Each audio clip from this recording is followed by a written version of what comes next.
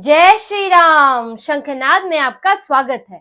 देवेंद्र फडणवीस महाराष्ट्र के नए मुख्यमंत्री बन गए हैं और मुख्यमंत्री बनते ही उन्होंने अपना एजेंडा और अपने कुछ टारगेट जो है वो फिक्स कर दिए हैं और स्पष्ट कर दिए हैं। पहले ही दिन से देवेंद्र फडणवीस ने अपने पहले ही भाषण में सरकार का एजेंडा साफ कर दिया। उन्होंने एक है तो सेफ है के नारे के साथ ये बताया कि ये जो जनमत है, ये जनमत हिंदुत्व का जनमत है, हिंदुओं की एकता का जनमत है। और जो महायुति का गठबंधन जो लोगों के पास जो ये संदेश लेकर गया, उसे लोगों ने स्वीकार किया, एकजुट हुए और उसी जिस सुरक्षा की उन्होंने अब उम्मीद लगाई है महायुति से, जिस हिंदुत्व की उम्मीद लगाई है महायुति से, अब एक है तो सेफ है के नारे के साथ महायुति सरकार उसी पर चलेगी। और उन्होंने अपने पहले भाषण में ये बात ही स्पष्ट कर दी। इसके साथ ही उन्होंने कुछ अपने राजनीतिक टारगेट भी फिक्स कर लिए हैं। कुछ टारगेट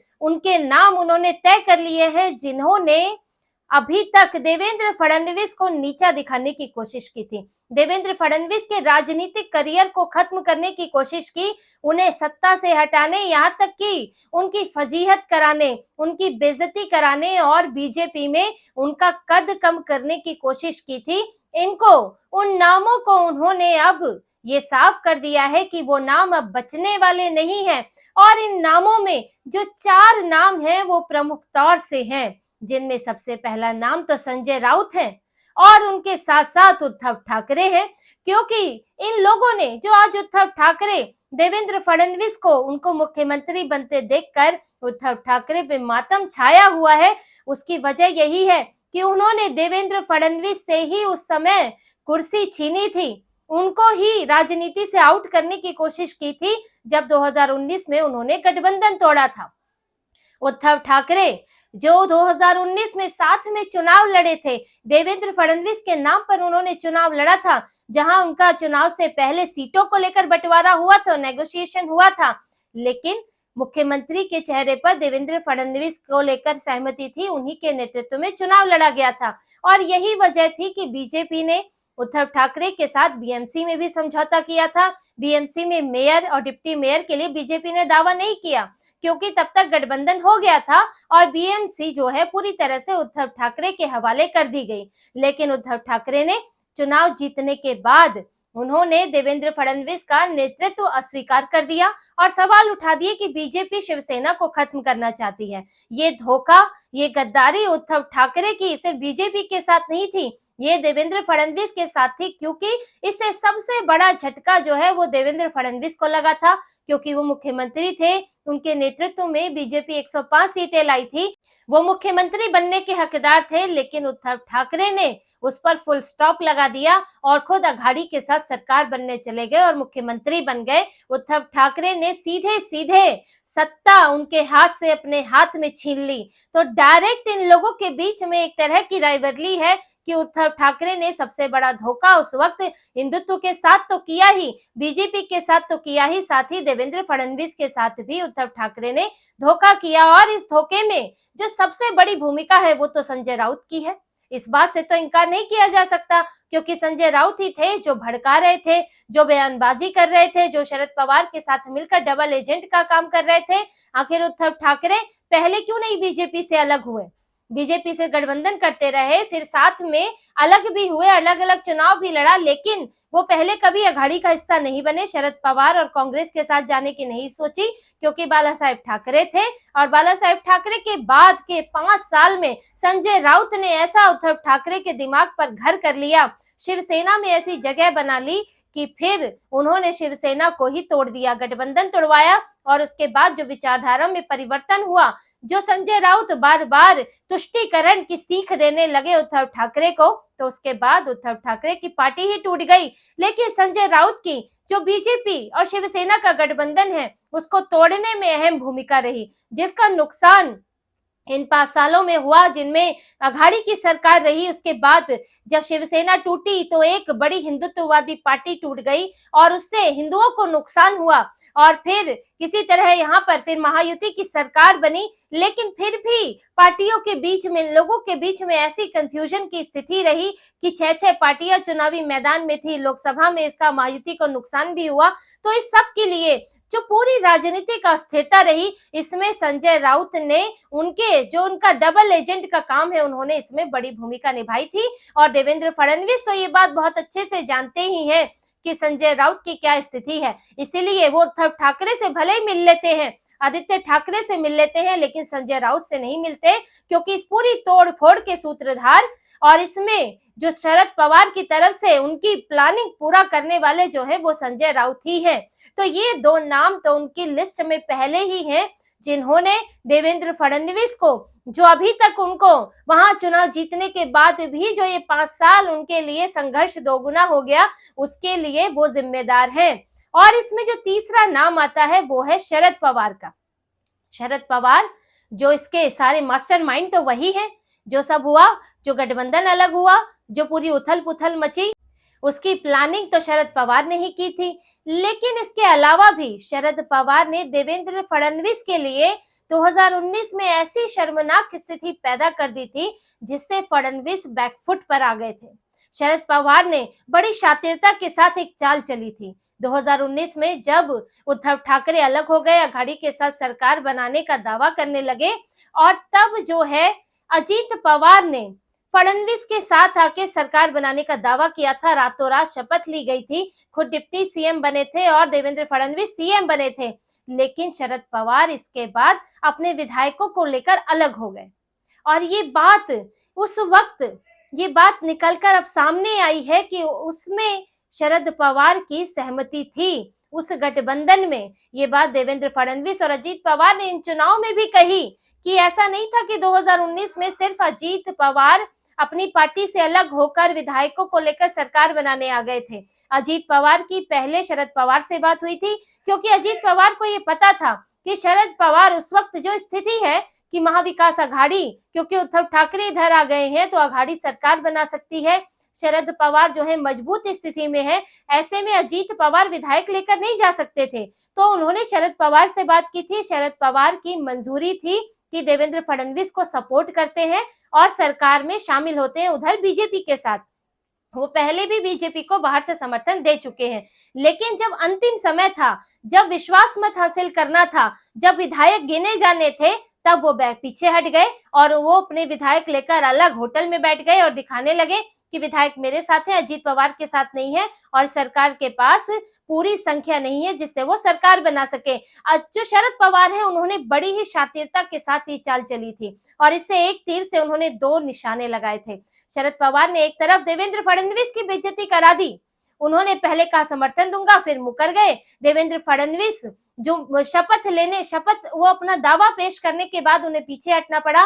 बीजेपी में उन्हें केंद्र से भी इस बात की फटकार लगी थी कि इतनी जल्दबाजी किस लिए थी, पहले ये इस बात को तय करना चाहिए था। साथ ही बीजेपी की भी छवि खराब हुई थी कि सत्ता हथियाने के लिए कैसे रातों रात जो है ये खेल बदलने को तैयार है, कैसे तोड़फोड़ करना चाहते हैं। तो उस वक्त बीजेपी को भी बड़ी शर्मिंदगी का सामना करना पड़ा था।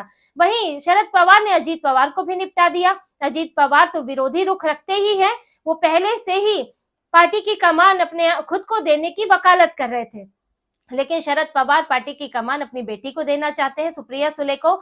लेकिन अजीत पवार जिस तरह से उभर रहे थे, तो उन्होंने इस तीर से उनको भी धराशायी कर दिया, कि दिखा दिया कि अजीत पवार पार्टी में कुछ भी नहीं है और शरद पवार ही अभी भी कमान संभाल रहे हैं, सारे विधायक उनके ही इर्द गिर्द हैं, उनकी ही बात सुनते हैं। तो वहां अजीत पवार की भी फजीहत हो गई और पार्टी में उनका कद कम हो गया।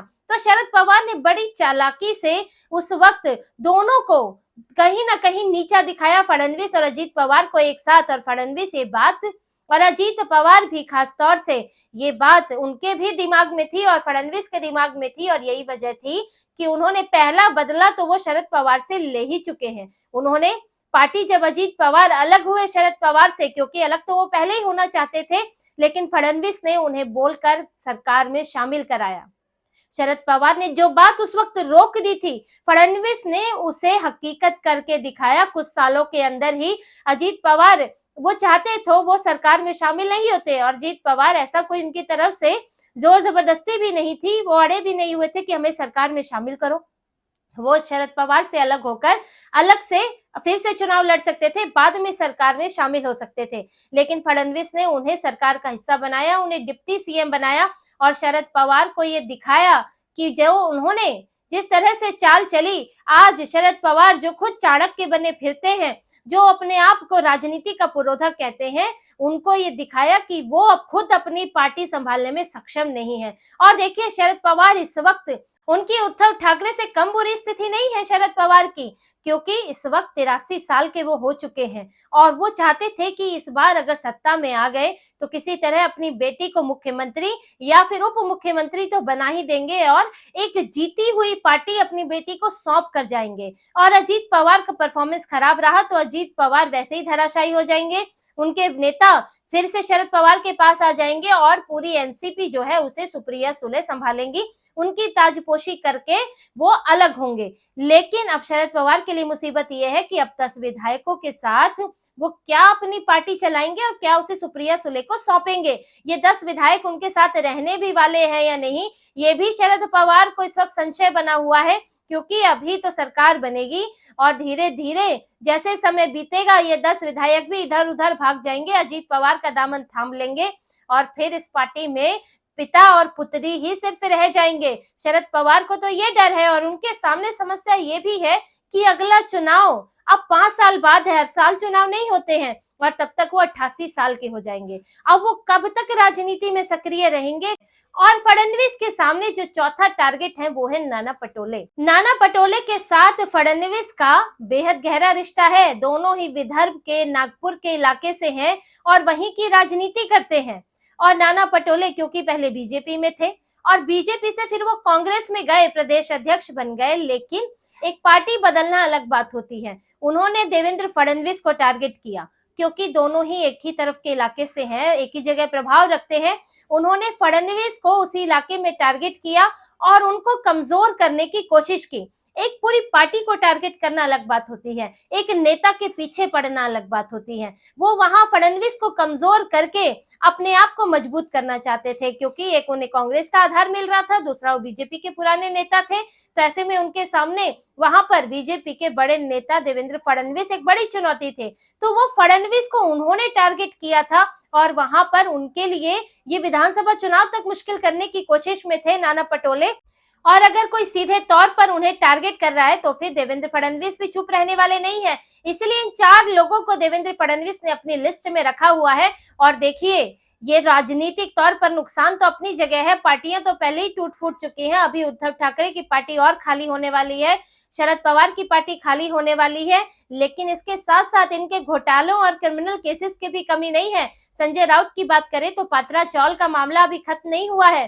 सामना में जो सामना का ट्रस्ट है और उद्धव ठाकरे की प्रॉपर्टी है उसको लेकर भी विवाद रहा है कि इस तरह से जो है पार्टी का पैसा सामना के ट्रस्ट में जाता है, इसको लेकर भी सवाल उठे हैं। और उद्धव ठाकरे की प्रॉपर्टी पर तो पीआईएल भी दायर हुई थी जो खारिज हो गई, लेकिन ये विवाद में तो रहते ही हैं। और शरद पवार पर केसों की तो कमी नहीं है, उनके खिलाफ तो लैंड घोटाला, बैंक घोटाला, अंडरवर्ल्ड से संपर्क के, उनसे संबंध के आरोप, तो ये तो कई मामले हैं जिसमें ये चलते रहते हैं। और कब ये रफ्तार पकड़ ले ये नहीं कहा जा सकता, क्योंकि अब बीजेपी को, जो पिछली महायुति की सरकार थी जो अघाड़ी से अलग बनी थी, उसमें ये साफ नहीं था कि जनता का समर्थन आपको कितना है, किसकी विचारधारा को लोग जो है किसका साथ देते हैं। लेकिन अब जो ये सरकार बनी है ये स्पष्ट है, प्रचंड बहुमत के साथ है।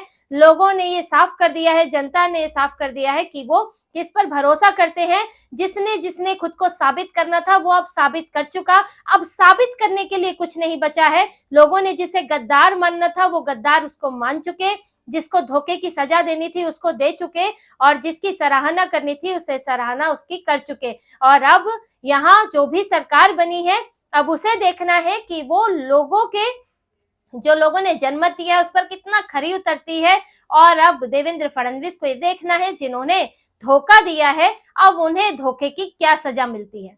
तो इसी तरह की और खबरें और विश्लेषण आपके लिए लाते रहेंगे। हमसे जुड़े रहिए, सब्सक्राइब कीजिए, कमेंट कीजिए। बहुत बहुत धन्यवाद। जय श्री राम।